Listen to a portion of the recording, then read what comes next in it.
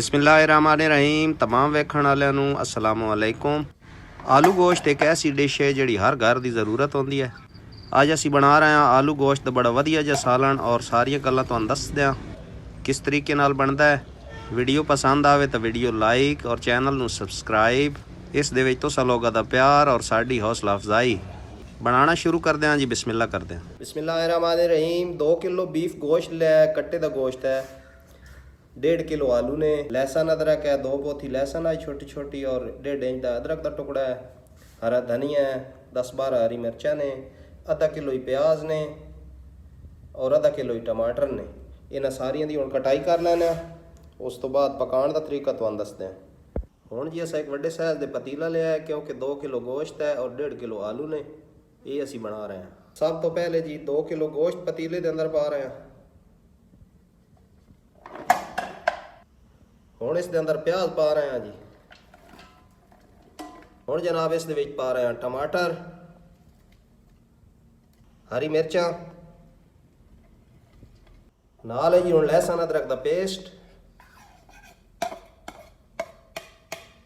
ये सारिया चीज़ां विच सट दित्तियां, मिक्स कर दित्तियां। गोश्त, टमाटर, प्याज, लहसुन अदरक, हरी मिर्च। हुण इस दे विच पा रहे हैं जी 1 चम्मच नमक। हुण नंबर आ गया जी पानी दा। असीं इहदे विच 1 लीटर पानी पा रहे हैं। 1 किलो दा साडा मग्गा है, 2 मग्गे पानी दे ला रहे हैं। चुल्हे च अग जला लईए। एक दफ़ा सारा मिक्स कर लैने। नमक सारे दे विच मिक्स हो वंजे। इसनूं एक दफ़ा ढक देना ताकि अच्छे तरीके नाल उबाल आ वंजे और गोश्त साडा जिहड़ा गल वंजे। टमाटर प्याज भी विच गल वंजे। गोश्त माशाअल्लाह अच्छे तरीके नाल गल रहा है। काफ़ी हद तक पानी खुश्क हो गया है। गोश्त भी काफ़ी हद तक गल चुका है। यह जो पानी खुश्क हो सी उस टाइम जो समझो गोश्त साडा गल वै सी। हुण जनाब साडे कोल चंद है खड़े मसाले ने, 5-6 लौंग ने, जैफल का छोटा जिहा टुकड़ा है, जावित्री है, बादयान का फुल है, 2 अदद वड्डी इलाचियाँ ने, 10-1 कालियां मिर्चां ने, चंद टुकड़े दारचीनी दे ने। ये हुण गोश्त पा रहे हैं। एक दफ़ा मिक्स कर लेने और दोबारा ढक देना। ए देखो जी तकरीबन आधा 1 घंटा होया है। गोश्त जो अग ते रखे पानी भी खुश्क हो गया है। गोश्त भी साड़ा तकरीबन 90% गल गया है। हुण जनाब नंबर आ गया है मसालियां दा। मसालियां दी गल करां तां नमक असां पहले गोश्त पूरा कर दिता है।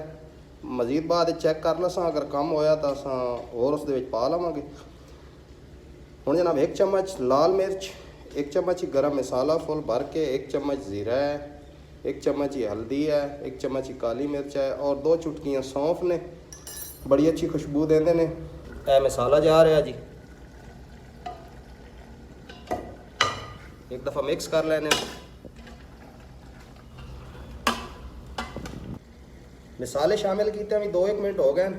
हुण असीं इस दे विच सट रहे हैं जी आयल। आयल तकरीबन आधे लीटर तो थोड़ा जिहा ज़्यादा ही वैसी। आधा लीटर भी अगर हो वजे तो बड़ा है।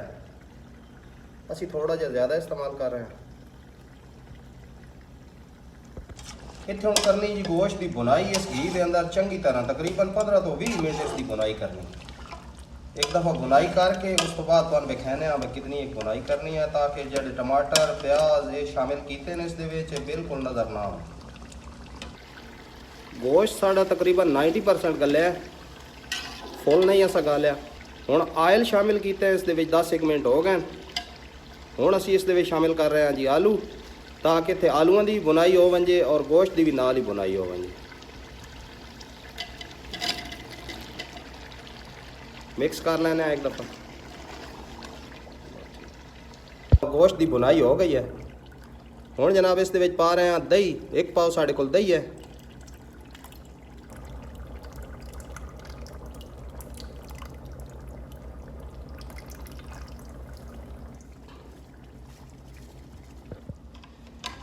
एक दफ़ा कर लेना है मिक्स।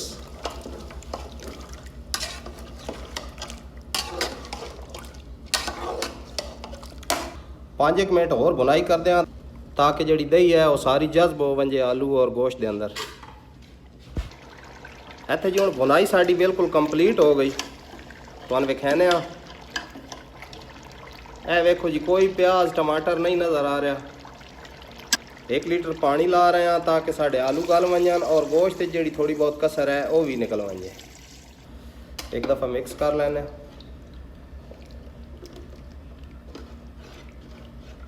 और दोबारा ढक देने।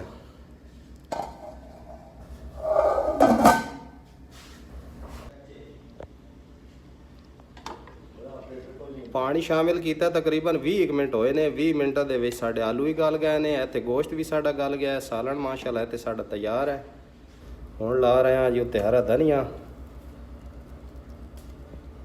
फाइनल लुक प्लेट के अंदर इसकी तुहानू चेक कराने। बिस्मिल्लाहिर्रहमान। ए वेखो माशाल्लाह कितना प्यारा सालन बनया। ए वेखो जी क्या बात है, कितना प्यारा सालन बन के तैयार होया है। अगर मेरी वीडियो पसंद आवे तो उसनू लाइक, चैनल नू सबसक्राइब। आज वास्ते बस इतना है कि मिलते हैं जी किसी अगली वीडियो दे विच। कैसर जाफरी दो इजाज़त। खुश रहो, आबाद रहो। अल्लाह ने के